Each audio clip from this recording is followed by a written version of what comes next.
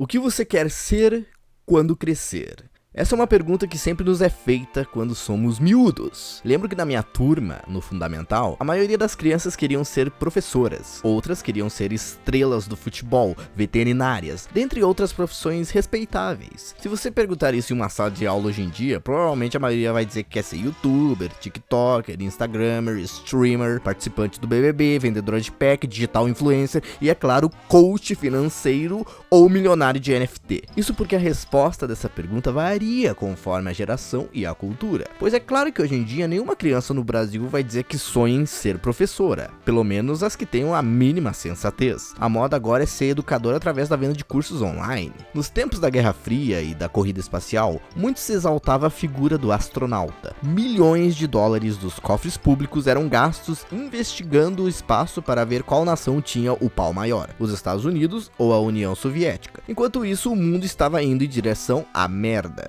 Mas o importante era mostrar o avanço da exploração espacial. Faz sentido, afinal, se a Terra está cada vez mais mergulhada na bosta, precisamos procurar refúgio em outro planeta. Por causa disso, ser um astronauta era um sonho comum das crianças, ou pelo menos a mídia fazia parecer que era. De qualquer maneira, faz sentido uma criança querer ser astronauta, pois estes eram pintados como heróis não só da nação, mas da Terra, e essa é uma profissão para poucos. Nem faço ideia da complexidade que era e ainda deve ser virar um astronauta. Mas ei, se você sonha em ser um, não desista, afinal, o Homer conseguiu. Todo esse lance de exploração espacial teve grande impacto na nossa cultura. Uma das séries de filmes mais conhecidas do planeta Terra é a franquia Star Wars. Uma das séries de televisão mais conhecidas do mesmo planeta e que foi a pioneira das fandoms é Star Trek. Os jogos mais influentes das primeiras gerações de videogame eram Space Invaders e Asteroids. Até o astronauta do Maurício de Souza deve ter sido inspirado nesse hype todo da exploração espacial. Hoje em dia, essa obsessão com o espaço sideral meio que passou, ainda mais agora que as pessoas perceberam que a exploração espacial é mais um hobby de bilionário do que algo viável para a população. Depois de anos de exploração e estudos, percebemos que é muito difícil achar um lugar com condições habitáveis que não seja essa bola gigante que está debaixo dos nossos pés. E como nunca apareceu nenhuma vida inteligente além do ET Bilu, o hype em volta do espaço esfriou, mas ainda há teoristas da conspiração, que dizem que eles estão escondendo alienígenas na Área 51 ou algo do tipo. Atualmente, a única disputa de tamanho de pau é entre bilionários. Como todos aceitaram que vamos ficar aqui na Terra por muito mais tempo do que imaginávamos, a modinha agora é o cyberpunk, é o futuro distópico, como que a tecnologia vai corromper o mundo atual. Mas por que é que eu estou falando disso? É que hoje iremos falar de um anime que conta a história de uma garota que tem um sonho. O meu sonho. Classe número 1, Asumi Kamogawa. O meu sonho é virar piloto de foguete. Já me disseram que a Terra é muito linda quando vista do espaço. E é por isso que eu gostaria de ser um piloto de foguete, para ir até o espaço e provar para o Super Xandão que a Terra é um globo. Existe algo belo em querer ser um astronauta. Acho que é por causa do mistério da galáxia, da beleza do céu e das estrelas. Se tem uma coisa que sempre me anima, é olhar para o céu. Olhar a imensidão do nada, sentir o vento na minha cara, observar as nuvens, a lua, as estrelas. A única coisa que eu não gosto de olhar no céu é o sol, pois ele queima minha retina. Se bem que Platão dizia que só olhando para o sol poderemos descobrir a verdade. Pois é, a verdade dói. Agora, se tem uma personagem de anime que gosta de observar o céu, é a Asumi. Tanto que ela decorou as diferentes constelações e estrelas que compõem o espaço. Sua estrela favorita é a Espica, que em português se chama espiga. Só que eu acho esse nome feio, pô. Espiga de milho? A estrela Espica faz parte da constelação de Virgem. Um fato interessante sobre ela é que a Espica é composta, na verdade, por duas estrelas que orbitam entre si.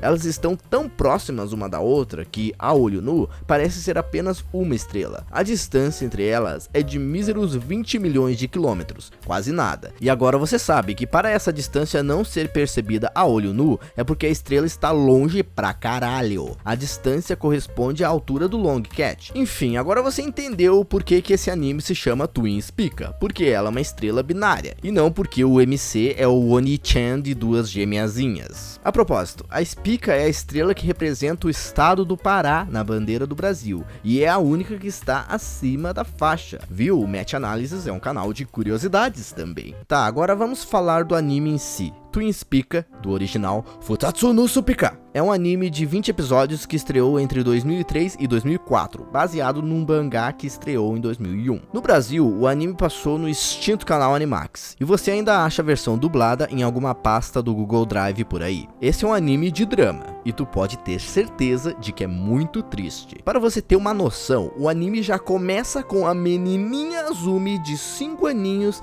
carregando o vaso das cinzas de sua falecida mãe. Tá que pariu, mano. O anime mal começou e os caras já destroem o meu coração. Twins Pika é um anime que fala sobre perseguir os sonhos, sobre perda, sobre como uma tragédia afeta a vida de várias pessoas, sobre família, amizades, ressentimento. Este anime é um verdadeiro slice of life. O espectador convive com os personagens e compartilha vários momentos com eles, principalmente, é claro, com a Asumi Kamogawa. E eu digo isso mesmo considerando que o anime tem elementos sobrenaturais. Logo no início, Azumi dá de cara com o Sr. Leão. Não se preocupe, ele não é cosplayer da Receita Federal querendo prender a Azumi por sonegação, mas é sim cosplayer do mascote do foguete Shishiko. Agora, quando você vê um homem adulto fantasiado de mascote falando com uma garotinha perdida no meio do mato, você começa a imaginar certas coisas. Mas não se preocupe, este homem, na verdade, é um fantasma, então está tudo bem.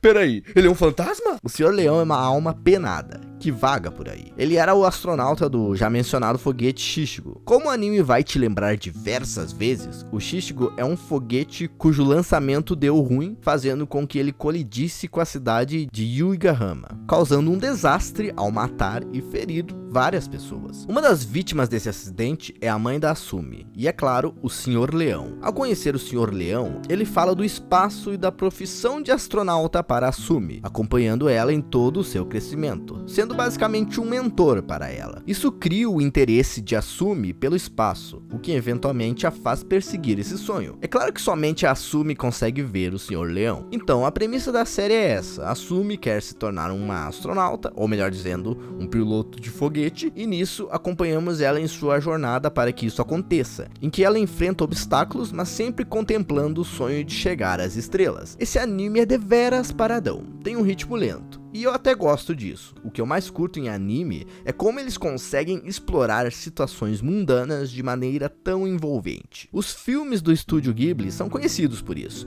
mas no caso de Twins Pika, não é algo fantasioso, é mais do dia a dia mesmo, apesar do elemento sobrenatural do Sr. Leão. Se você gosta de animes no geral, acho que você vai ter paciência para assistir Twins Pika. São apenas 20 episódios e você já deve estar acostumado com shonens em que os personagens ficam 3 episódios explicando suas técnicas de batalha, sem falar dos fillers. Esse não é o caso de Twins Pika. Eu acho que todas as cenas foram necessárias, não tem enrolação. Isso porque em animes desse tipo, o que importa não é necessariamente o que vai acontecer com os personagens, qual vai ser o desfecho da história, mas sim como os personagens crescem e se desenvolvem na trama. Os acontecimentos são a história, não o fim deles. Tanto que o final é bastante vago e eu diria até um pouco decepcionante. Te deixa com aquele gostinho de quero mais, que te obriga a ler o mangá, o que eu não fiz. Mas talvez eu leia outra hora, pois me parece que no mangá eles continuam e terminam a história. O anime alterna entre diversos flashbacks e a linha do tempo principal, abordando diferentes épocas e diferentes personagens. Você tem histórias de quando a Asumi estava no prezinho e de quando ela estava no ensino fundamental. Por mais que o anime seja contínuo, cada episódio resolve alguma coisa, o que é o ideal em animes do tipo. A trilha sonora é boa, a abertura é um J-Rock loucão muito bom.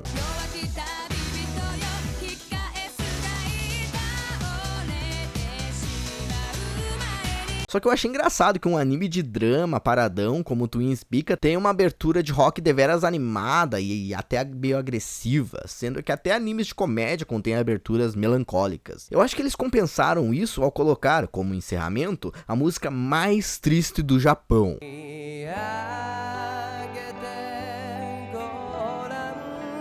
Sério, mano, tu não consegue pensar em um tema de encerramento mais triste do que esse. É nível encerramento do Wolf's Rain, tá ligado? Been a long road to follow, been there and gone tomorrow. A única crítica que eu faria à trilha sonora é que é deveras repetitiva. Você vai ouvir a mesma harmônica tocando com muita frequência. Isso porque a harmônica faz parte da história. O Sr. Leão toca ela e o motivo disso é porque este foi o primeiro instrumento musical a ser levado ao espaço em 1965 pelos astronautas americanos Walter Schirra e Tom Stafford. A dublagem é muito boa. O anime passou dublado no Animax, que foi onde eu assisti pela primeira vez. Comparando com o áudio original, as vozes encaixam direitinho e são bem parecidas. Eu vou deixar aí a tabela com os dubladores caso tenham interesse. Engraçado que esse é um daqueles animes que é mais popular na América Latina do que em qualquer outro lugar. Acho até que teve mais audiência por aqui do que no próprio Japão. Todo vídeo relacionado ao anime no YouTube terá comentários em espanhol ou em português. Eu não consegui encontrar a dublagem em inglês, que eu sei que existe porque a Wikipédia disse, mas parece que ninguém liga pra essa versão. Já as dublagens em espanhol e português são mais fáceis de se encontrar no YouTube. Ok, agora que eu terminei a review geral do anime, se você não assistiu,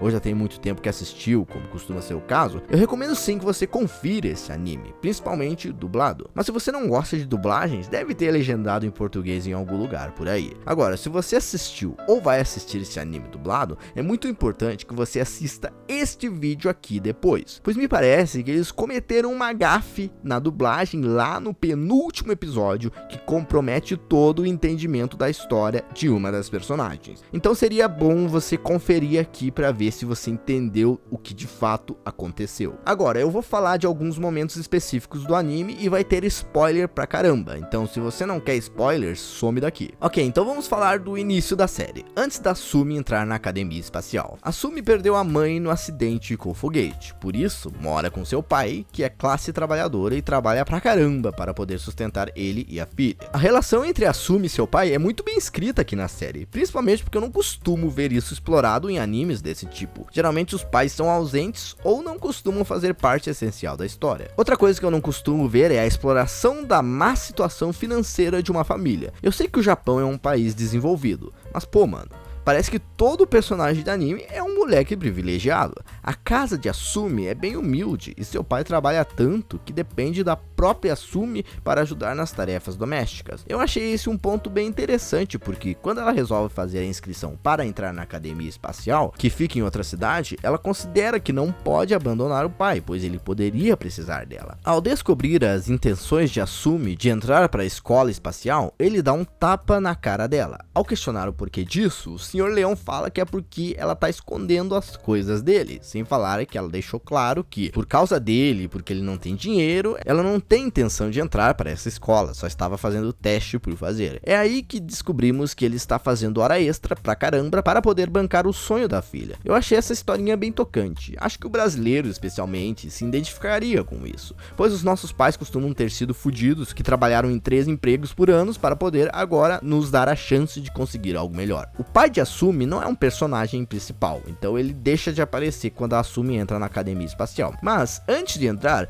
ela precisa passar em um teste em que tem que ficar fechada em um quarto com 2 outras garotas e empilhar um monte de dominós durante uma semana. Foi no meio deste arco que eu conheci o anime, lá em 2000 e faz tempo. É aí que somos introduzidos a Kei e Marika, que se tornam amigas de Asumi. Kei é uma menina bem normal, se torna amiga de Asumi imediatamente e fora um episódio em que elas brigam, ela mantém sua amizade até o fim. Marika é basicamente o oposto de Kei, muito fechada, estranha, rude e resiste muito em se tornar amiga de Asumi, por mais que de longe pareça admirá-la e pareça querer ter um círculo social de amigos, ser uma garota normal, etc. Nesse arco do teste de empilhar dominós, somente o grupo de Asumi e um outro conseguem passar, sendo que este outro contém 2 personagens que também acabam fazendo parte do círculo de amizades de Asumi. O Shino, que é seu conhecido de infância, que parece que só entrou na academia espacial para ficar próximo a Asumi, o que convenhamos é o cúmulo da gadice. Falando nisso, não tem romance no anime, tem uma pista aqui e outra ali, mas fora um episódio flashback em que a Asumi acaba se interessando por um garoto que morre, sim, ele morre, realmente não tem nada de romance aqui. O outro personagem é o Shu, que é um cara bacana e descolado. Eu gosto dele, de fato, todos esses personagens são interessantes, mas os únicos que têm um backstory explorado são a Asumi e a Marika. O Shu até tem um flashback do pai dele, dando um soco nele por ser contra a entrada dele na escola espacial, e mais pra frente descobrimos que ele mora sozinho em um kitnet fudido, mas isso não é aprofundado no anime, talvez no mangá. Outro personagem que tem um backstory aprofundado pelos flashbacks é o da professora de Asumi, que era a namorada do Sr. Leão antes dele falecer. Ela tem muita dificuldade em aceitar a morte dele, mas eventualmente consegue esse desfecho. Só que, honestamente, você acaba não ligando muito pra isso, pois a professora não é uma personagem frequente no anime. O backstory dela serviu mais para nos conectarmos com o Sr. Leão. A cena em que o fantasma dele presencia a ex dele se casando com outro, ou seja, seguindo em frente, é bem triste, pois ele sabe que tem que ser assim. Conforme a série avança, Asumi aprofunda os laços de amizade com o grupo, e a interação dela com os seus amigos é muito bem representada. É slice of life total, bem good vibes de se assistir. A Marika às vezes acaba sendo estraga prazeres, por ser muito fechada e dar umas patadas desnecessárias na Asumi, que até tenta se aproximar, mas a Marika se faz de difícil, apesar de eventualmente ficar feliz por finalmente ter amigos, da mesma forma que Asumi chora de felicidade logo quando começa a frequentar a academia, pois sempre foi uma menina muito solitária. A Marika é uma personagem muito estranha, fechada e rude, e é somente no final do anime que vamos descobrir o porquê dela ser desse jeito. Então, em alguns momentos do anime, nós temos os flashbacks que mostram um Sr. Leão filhote, ou seja, um leãozinho, interagindo com uma Marika criança. Só que isso não faz nenhum sentido se considerarmos que a Marika tem a mesma idade da Asumi, e o Sr. Leão faleceu já adulto quando a Asumi era criancinha, e por consequência a Marika também era. Então como que foi isso? Viagem no tempo? Até o Sr. Leão estranha muito quando ele vê a Marika. Isso tudo nos é esclarecido no episódio 19,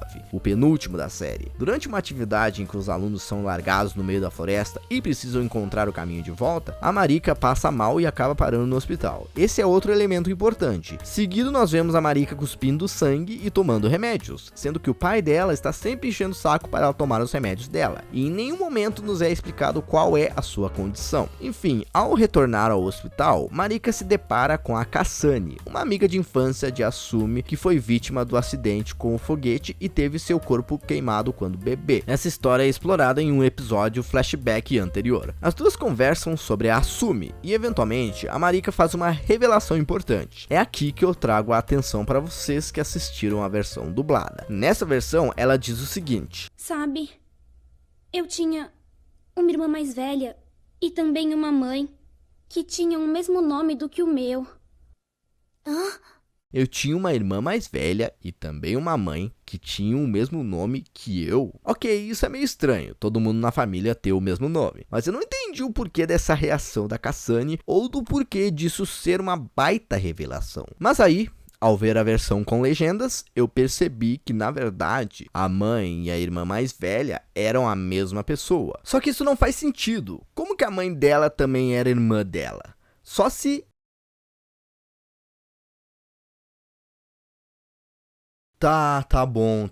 Isso explica porque ela tem tantos problemas de saúde. Explica porque ela é tão fechada, tão triste e não se dá bem com o pai. Explica também como foi possível o Sr. Leão ter conhecido uma menina muito parecida com a Marika na infância. E em determinado momento, o Sr. Leão fala que se a Marika sabe a verdade sobre o seu nascimento, ela precisa ser muito forte para lidar com isso. Ok, agora você entendeu. Agora está esclarecido o misticismo da Marika. E o pai dela é controlador e quer que ela haja que nem a primeira Marika. Enfim, o final foi meio vago e não muito memorável. O mais importante é que a Marika acaba abraçando a amizade com a Asumi e com o grupo, e visto que a Asumi já não está mais tão solitária, o Sr. Leão consegue sair do purgatório e se despede de todos. Acabou. Muito obrigado por ter visto este vídeo até aqui. Deixe o seu like, se inscreva, comenta aí o que você achou da série também, e até a próxima.